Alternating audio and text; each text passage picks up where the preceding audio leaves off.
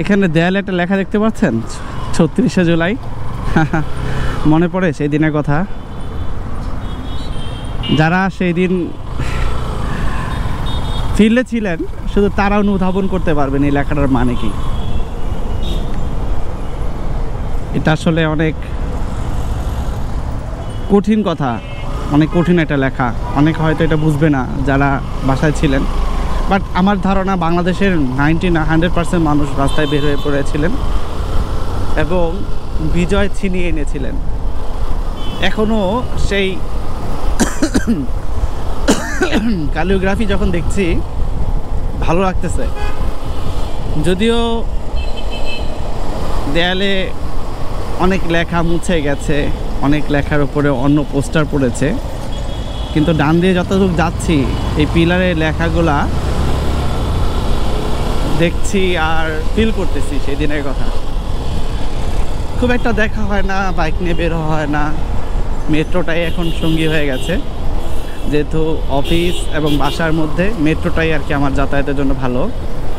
কিন্তু অনেকদিন পর ঈদের সময় বের হলাম, রাস্তা ফাঁকা দেখে ফিল করতেছি আসলে অনেক কথা। অনেক যারা এগুলা এঁকেছেন তারা আসলে আপনার যদি মনে হয় যে জাস্ট মনে হয় যে সে আর্ট করতে পছন্দ করে জন্য এঁকেছেন, এটা পুরাপুরি ভুল।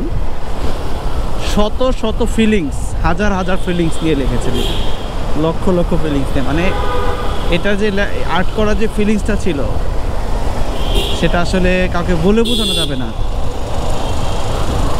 সো ওই জায়গা থেকে আসলে খুব মনে পড়তেছে যে পানি লাগবে, পানি মুগ্ধ। তারপর জুলাই আমার অনেক মানে যাই হোক, বাই দ্য ওয়ে এই ভিডিওটা বানাইলাম, মনে পড়লো সেই দিনের কথা, সেই দিনগুলার কথা, যে দিনগুলো আসলে অতিবাহিত হয়ে আসছে। আমার খুব কষ্ট লাগে যে এই ভিডিওটা আসলে কয়জন দেখবেন আমি জানি না। আমার কষ্ট লাগে কোথায় জানেন? আমার সত্যকে সত্য বলতে হবে, মিথ্যাকে মিথ্যা বলতে হবে। অ্যাজ এ হিউম্যান বিং আপনি যদি মানুষ হন আপনাকে এটা বলতে হবে। আপনার পছন্দের তালিকা আপনার যে কেউ থাকতে পারে, কিন্তু সে যদি অন্যায় করে অন্যায়কে অন্যায় বলতে হবে, ন্যায়কে ন্যায় বলতে হবে।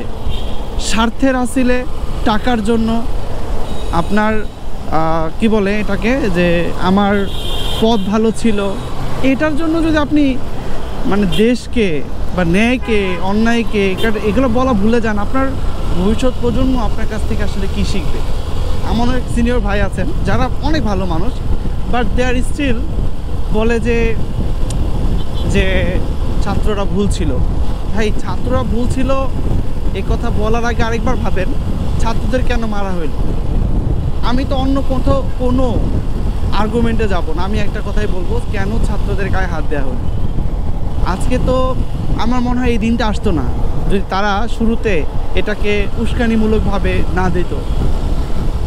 যে ছাত্র সংগঠন ছিল বা এমপি মন্ত্রী যারা ছিল তারা যদি তখন কেয়ারফুলি হ্যান্ডেল করতো। কিন্তু কি হয়, যখন আপনি ফিল করেন যে আমি ছাড়া কেউ নেই, আমি যা বলবো তাই হবে, স্বৈরতন্ত্রের যেই অ্যাটিটিউডটা সেটা যখন মানুষের মধ্যে এসে পড়ে না, তখন আর এটা মেনটেন করা পসিবল হয় না। যার ফলে আজকের এই দিন, আজকের এই ক্ষণ, আজকে যে সময়টা সবাই দেখতেছেন এটাই। ওই দিন যদি একটু কেয়ারফুলি একটু টেক কেয়ার করতেন, একটু চিন্তা করতেন যে একটা মানুষকে যদি মানুষ ভাবি, দেন আমার মনে হয় আপনার আজকের দিনটা আপনাদের দেখতে হইতো। হোয়াট এভার, কারোর জন্য আমার এটা বিশাল স্লোগান, বিশাল ভাষণ এরকম না, বাট আমার কথা হচ্ছে অন্যায়কে অন্যায় বলতে হবে। সে যেই হোক, আমার বাবা হোক, আমার মা হোক, আমার খালা হোক, চাচা হোক, বাট ন্যায়কে ন্যায় বলতে হবে। দেন আপনি প্রকৃত মানুষ। আপনার ছেলে দেখে আপনি অন্যায়টাকে প্রশ্রয় দিবেন, দেন আপনার ছেলেই আপনার গায়ে হাত তুলবে। সেই দিন আসবে, আসে তো, আসছে না? কত মানুষ মেরে ফেলতেছে, বাচ্চার হাতে মারা যাচ্ছে। কেন মারা যাচ্ছে? বিকজ সে তাকে শাসনই করে না। দুই একটা আছে শাসন করার পরেও মেনটেন করা যায় না, ওটা তো মানে একদম বলার বাইরে।